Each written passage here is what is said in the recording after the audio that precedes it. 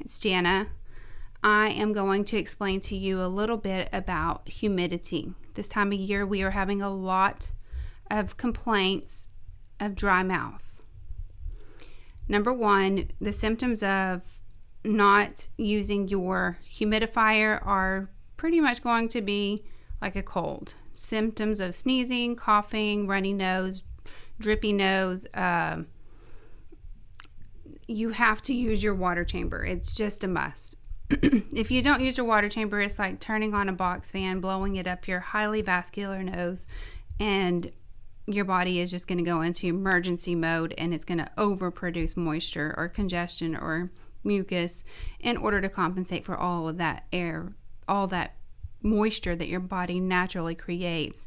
It's going to compensate for it and overproduce. So you must use your humidifier. However, with that being said, it's going to be dry climate this time of year. It's winter time. You run your HVAC system or your heater is drying out the air. So even though this machine is smart, it might need a little tweaking. So you have this tubing, tubing right here. This is heated tubing. And the reason why they created heated tubing is because back in the day, they used to have this warm, moist air going through this cool tube, and it would just create water drops, and people would end up waking up with drops in their nose. It's just not a good feeling. So they made this heated tubing. Well, on your machine, you have this setting. So you go to your home screen, you go to My Options. Then you go down to Climate Control. You want that setting, you want it to say auto. Always have it on auto because you want to have, how you do that, let me do that again. Home screen, your My Options is going to be highlighted. You press the knob. You scroll down, 1, 2, press the knob. It needs to say auto. Now, if you are having, what it does is that auto regulates the amount of moisture you get all night long. If you are waking up and your mouth is still dry, you have this option here, this tube temperature option.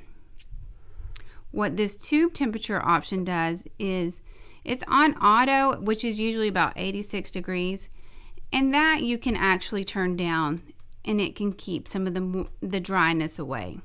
So if you don't like that warm air blowing in your face and your mouth and just drying you out, chances are if you have sleep apnea, you're going to keep your room temperature around 72. That's pretty average for most sleep apnea patients. They feel like they can breathe easier. Most likely they can if their room temperature is just really cool. So what you want to do is you just kind of want to bring that tube temperature to right around your room temperature, a little warmer, and set it there.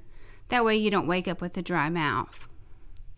Now, if you continue to have a dry mouth, a full face mask is the better option for you. If you can't use a full face mask, then maybe during those times of when it's really dry, you might consider it. If you still can't do it, then Dr. Mike recommends is getting a cool mist humidifier and putting it in the room and adding a little extra moisture.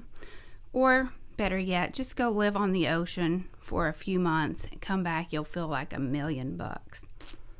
I know, we can't all do that. All right, hopefully that helps.